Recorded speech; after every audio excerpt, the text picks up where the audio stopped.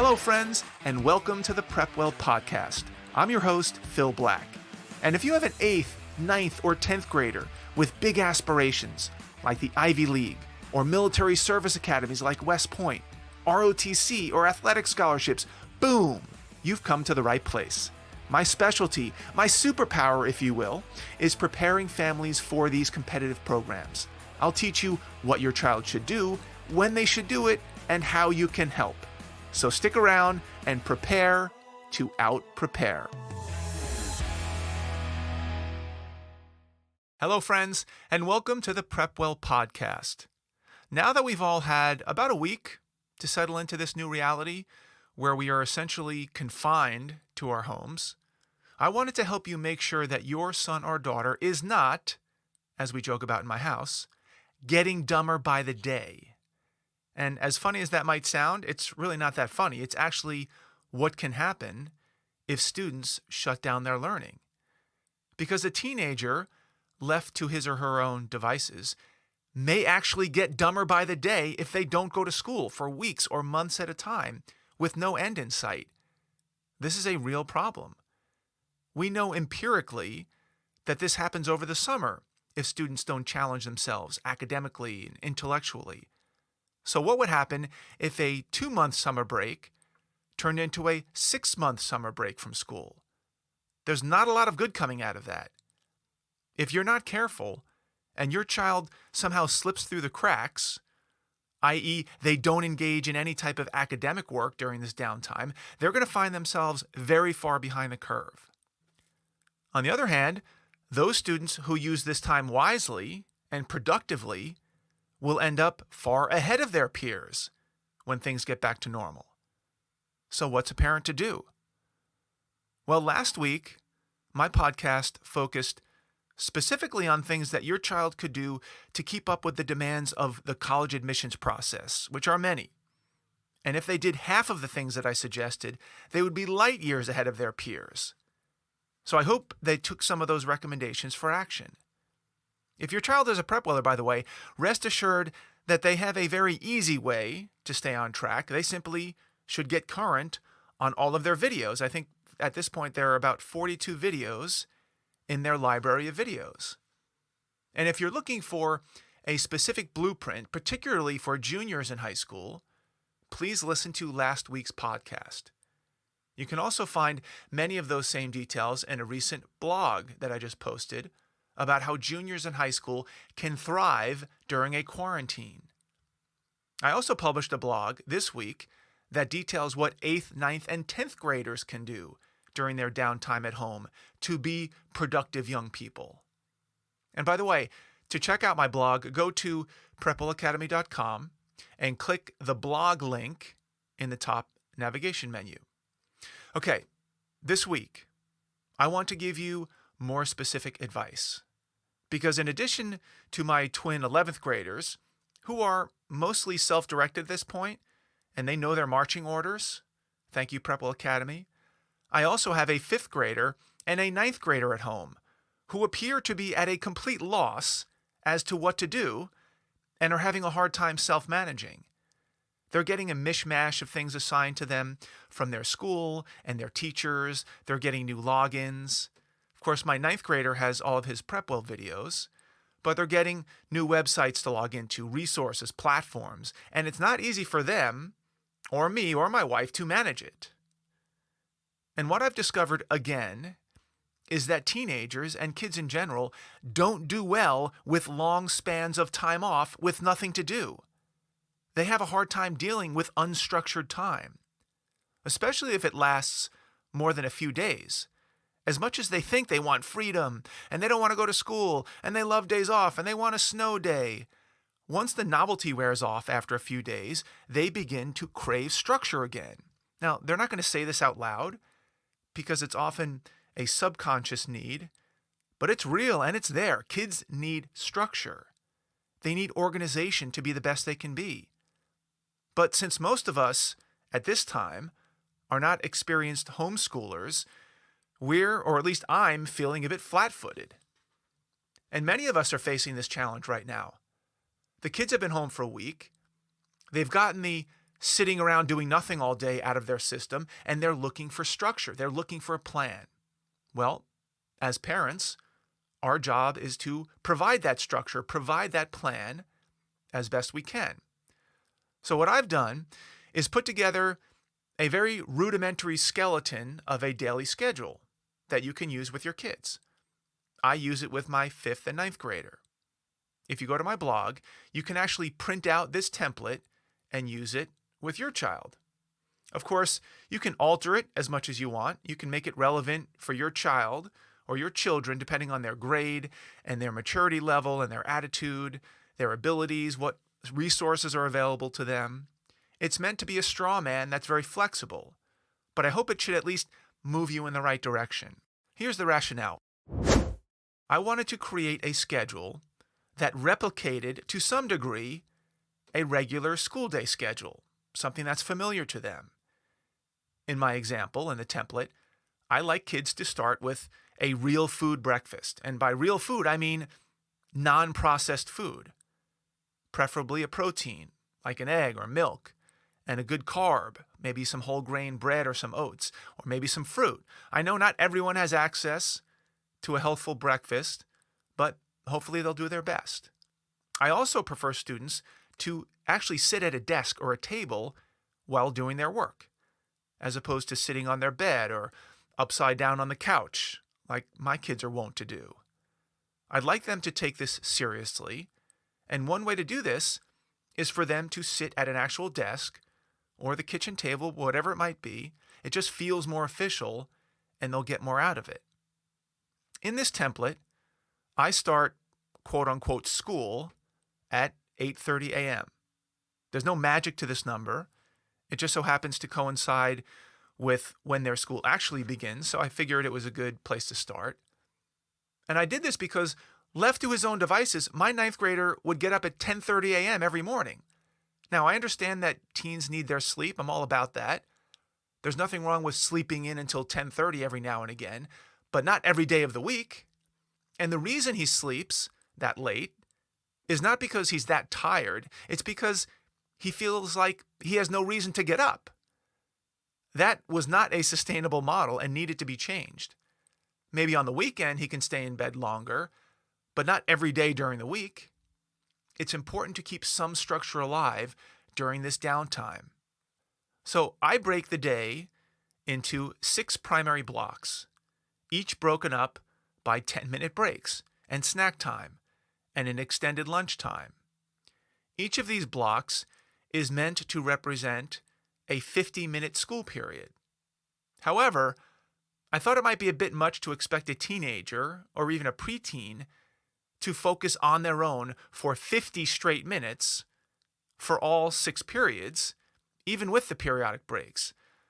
That would demand a lot of concentration, a lot of discipline, because during an actual day at school, they might have a 50-minute class, but it's often broken up by the teacher lecturing or working on group projects or taking a quiz or having group discussions. So I decided to break up 2 of the 50-minute blocks into 2 25-minute blocks, just to provide a little bit of breathing room there. Now, a priority for your child is to keep up their learning in the 5 core subjects: math, English, social studies, science, and foreign language. These are the subjects that I want them to focus on during what I call the core study blocks. Sometimes these core blocks are the full 50 minutes, and other times they're half as long, only 25 minutes. This provides a little slack in the system. One day, they may choose to do math for 50 straight minutes, and the next day they may schedule math for the 25-minute block. Leave that up to them. Remember, we don't want this to be too onerous, or they will just never keep it up. What activities your child does during these core study blocks is completely up to you. It depends on what resources your student has available to them. I know some students whose schools have provided them with actual online coursework for math, science, history, etc. In this case, they simply follow along with the curriculum, whatever the curriculum says to do. But what if your student doesn't have a formalized program that lays out subject by subject exactly what to do every day, well, then you have to get a bit more resourceful. There are tons of resources online that will help your child continue on their journey to learn math, science, English, and others. It may not be perfect or exactly at their skill level, but something is better than nothing. You'll see on the template that I've identified a few resources that can be used as defaults if your child has no other choices.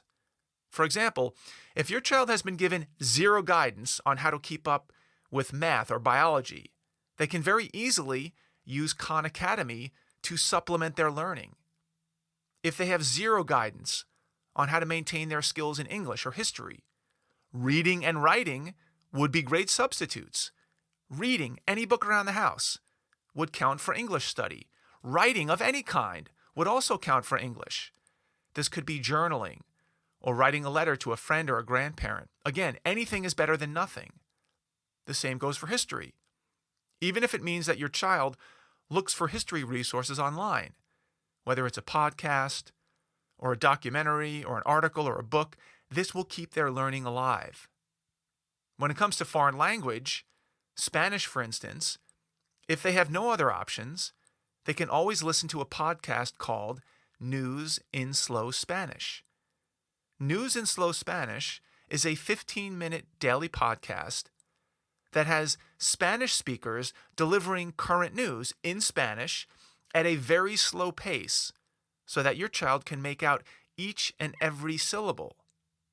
Just listening to Spanish for 15 minutes a day will help keep your child's ear tuned to the language.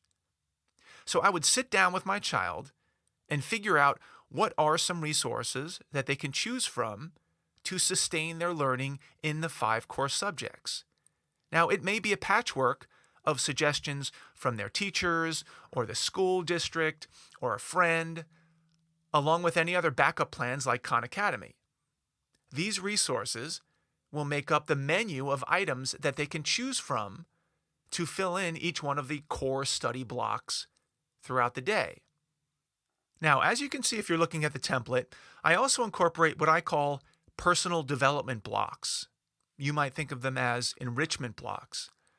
These are blocks of time, typically 25 minutes or 30 minutes, that your child can fill in with whatever they want, within reason, from a list of options.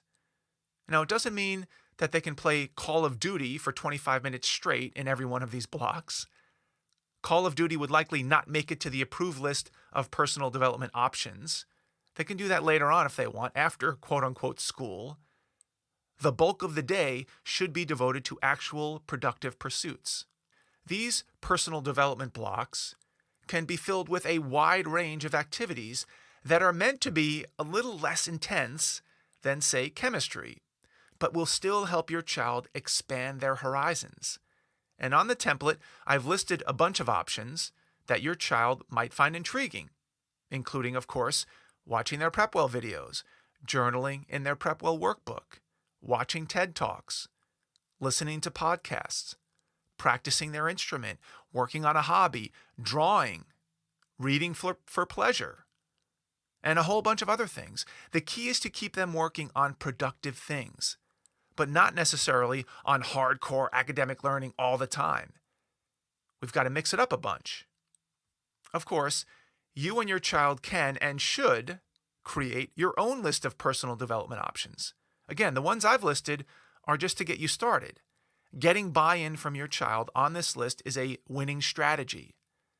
These personal development activities almost serve as rewards after doing some hardcore learning of the main core subjects.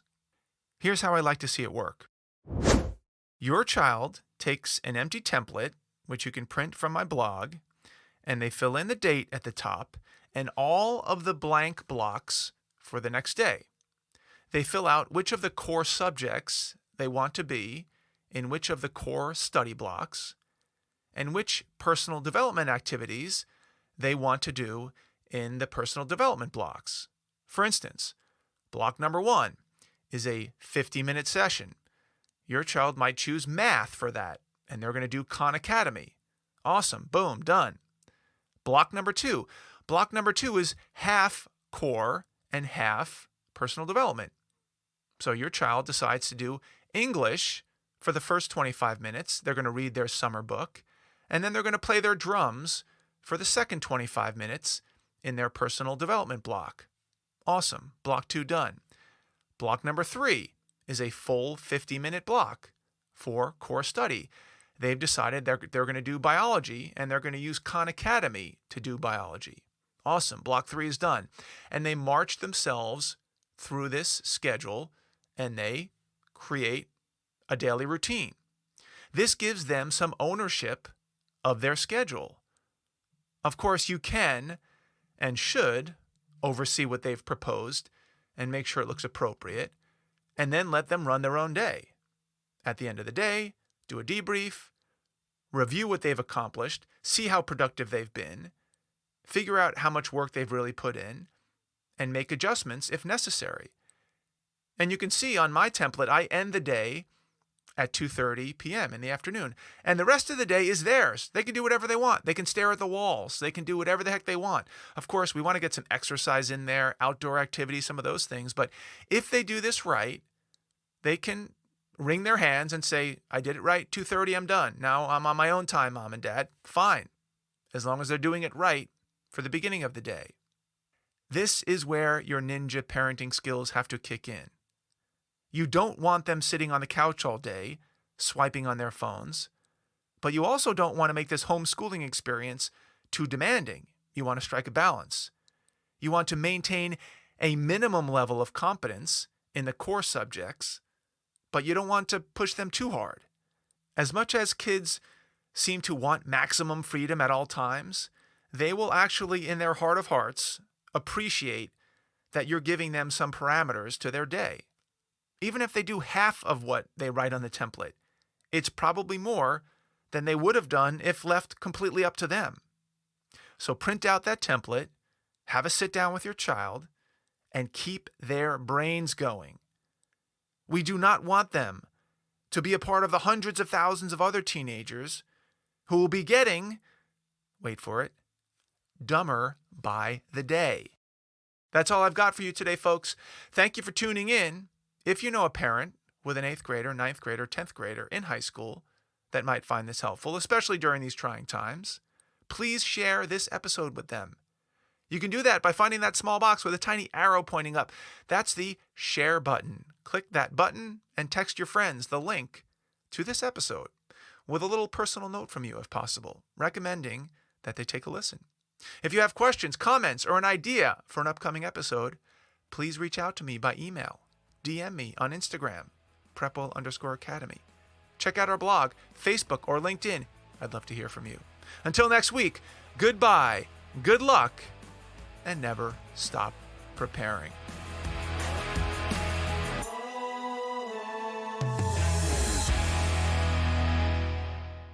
This podcast is brought to you by Prepwell Academy. Prepwell Academy is my one-of-a-kind online mentoring program that delivers to your 9th or 10th grader a short, highly relevant video from me every week, every Sunday in fact, where I give them a heads up about what they should be thinking about to stay ahead of the game. To get these valuable lessons into your child's hands, please head over to prepwellacademy.com and enroll your child today.